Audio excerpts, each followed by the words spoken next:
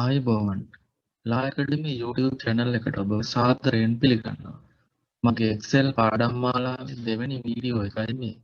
අද ඉඳන් මම අපිට නිතරම වැදගත් වන ෆන්ක්ෂන් ගැන කියලා දෙනවා.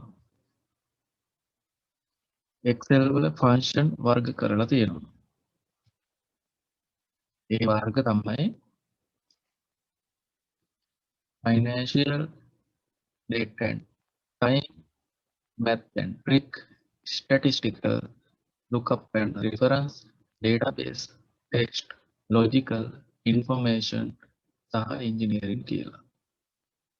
ඊට අමතරව ඕන cube, compatibility සහ web කියලා තියෙනවා. අද මම කියලා දෙන්න යන්නේ text වර්ගයේ function කීපයක් ගැන. ඒ තමයි right, left සහ width කියන function ගැන. මුලින්ම අපි right කියන function එක ගැන බලමු.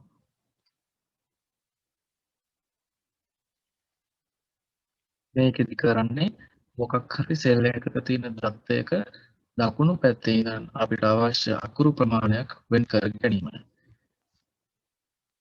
ෆන්ක්ෂන් ගැන මුලින්දන්ම කතා කරන නිසා මම ෆන්ක්ෂන් දානකොට කරන මූලික දේවල් වලින් නම් කියලා දෙන්න.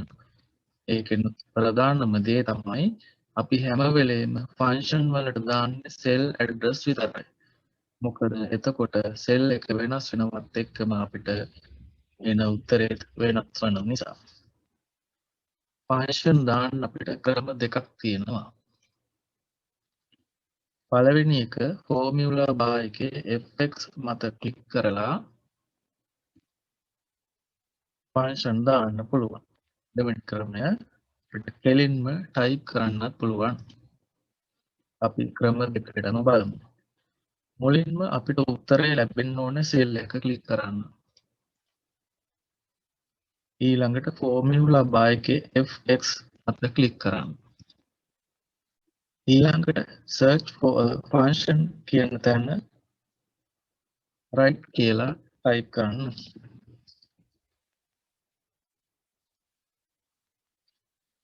ඊගාට go උඩ ක්ලික් කරන්න. දැන් අපේ ෆන්ක්ෂන් එක ඇවිත් තියෙනවා. දැන් okay උඩ ක්ලික් කරන්න. මෙතනදී අපිට අවශ්‍ය විස්තර ටික දෙන්න පුළුවන්. text කියන තැන ක්ලික් කරලා අපිට අවශ්‍ය සෙල් එක තෝරන්න. ඊළඟට number characters කියන තැන දකුණු පැත්තේ ඉඳන් අකුරු කීයක්ද කියලා දෙන්න. ඒකට අපි 2 දාමු. ඊට පස්සේ okay බටන් එක උඩ ක්ලික් කරන්න. දැන් අපිට අවශ්‍ය දේ වෙලා තියෙනවා. දකුණු පැත්තේ ඉඳන් ඉලක්කම් දෙකක් තේරිලා තියෙනවා. මම මේ දාලා තියෙන 58 2122 කියන්නේ දේශීය ආදායම් දෙපාර්තමේන්තුවේ භාවිතා කරපු යම් අංක ක්‍රමයක අංකයක්. ඒකෙදි 24 කියලා අගට දාලා තියෙන්නේ ප්‍රාදේශීය කාර්යාලයක සංකේත අංකය. මුළු දෙපාර්තමේන්තුවේම දත්ත තියෙන Excel sheet එකකින් අපිට 24 සහිත ඒවා ෆිල්ටර් කරලා වෙනම ගන්න මේ ෆන්ක්ෂන් එකෙන් අපිට පුළුවන් වෙනවා. ඒකෙදි භාවිතා කරන ෆිල්ටර් ගැන මම ඉදිරියේදී කියලා දෙන්නම්. බැංකුවක හරි වෙනත් ආයතනයක හරි වුණත් මේ වාගේ එයාලා යොදන අංකවලට එක අර්ථයන් දීලා තිනවා. ඒ වාගේ දත්ත වෙන් කරලා ගන්න මේ වගේ ෆන්ක්ෂන් වලින් පුළුවන්. අපි මේ ෆන්ක්ෂන් එක ඇතුළත් කරපු විදියට විතරක් නෙමේ අපිට අවශ්‍ය නම් ටයිප් කරලත් මේකම කරන්න පුළුවන්.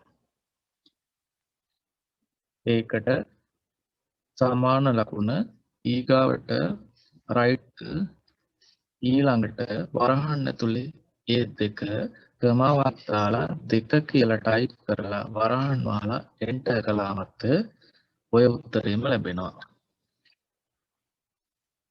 දැන් අපි දෙවෙනි ෆන්ක්ෂන් එකට යමු. ඒ තමයි left. ඒකත් අර විදියටම කරමු.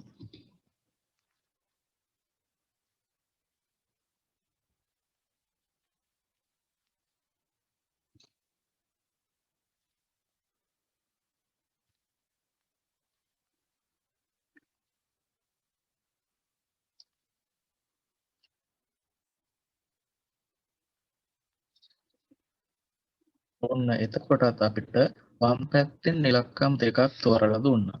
මෙතනදී 58 කියන්නේ දේශීය ආදායම් දෙපාර්තමේන්තුවේ සංකේත වලින් වෛද්‍යවරුන්ගේ ෆයිල් එකක් කියන එකයි. දැන් අපි ඊළඟ ෆන්ක්ෂන් එකට යමු. ඒ තමයි mit. ඒකත් කලින් කළ විදිහටම කරමු.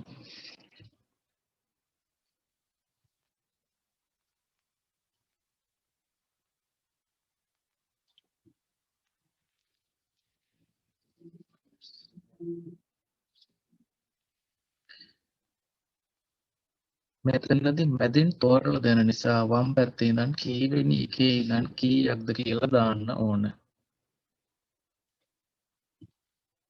අපි start number වලට 4 දාලා number characters වලටත් 4 දාමු. දැන් okay කරලා බලමු.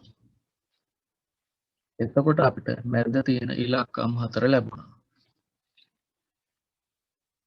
අපි යොදන මේ හැම ෆන්ක්ෂන් එකක්ම මේ විදියට වගේම කෙලින්ම ටයිප් කරන්නත් පුළුවන් ඕන නම්.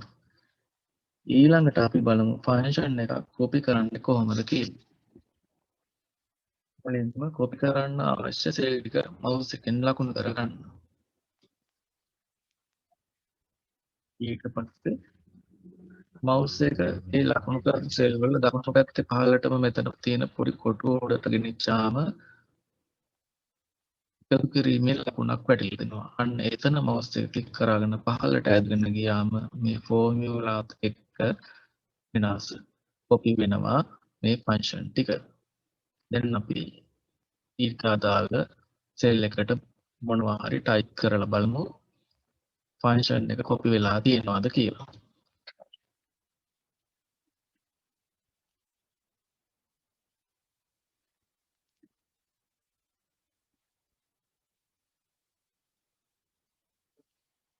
අපි ඒක උඩින් ටයිප් කරාම හරියටම ඊට අදාළ උත්තර ටික අපිට දකුණු පැත්තේ තියෙන සෙල් වලින් හම්බ වෙලා තියෙනවා. ඒ කියන්නේ මේ මුලින්ම එකට දාපු ෆන්ක්ෂන් එක පාලිය ඒවට කොපි වෙලා තියෙනවා. අපි එකක ෆන්ක්ෂන් එකක් දැම්මට පස්සේ ආයේ හැම එකෙම ඒ විදිහටම ටයිප් කරන්න ඕනේ. ඒක පහළට කොපි කරගෙන යන්න පුළුවන්. එතකොට අපි මේ සෙල් ඇඩ්‍රස් එක දාපුවාම සෙල් ඇඩ්‍රස් එකත් ඊට අනුරූපව වෙනස් වෙගෙන යනවා. අපිට අවශ්‍ය නම් මේ සෙල් ඇඩ්‍රස් එක වෙනස් නොවි තියෙන්නත් අපිට ෆන්ක්ෂන් එක දාන්න පුළුවන්. ඒක ඉදිරි වීඩියෝ වලින් මම කියලා දෙන්නම්. එහෙනම් අදට මගේ මේ වීඩියෝ එක ඉවර කරනවා. ආයේ මේ මාගේ තවත් වීඩියෝ එකකින් හමු වෙමු. මේ වීඩියෝ එකට ඔයාලා කැමති නම් ලයික් එකක් දාන ගමන් channel එක subscribe කරන්නත් අමතක කරන්න එපා. එහෙනම් ආයිබෝවන්.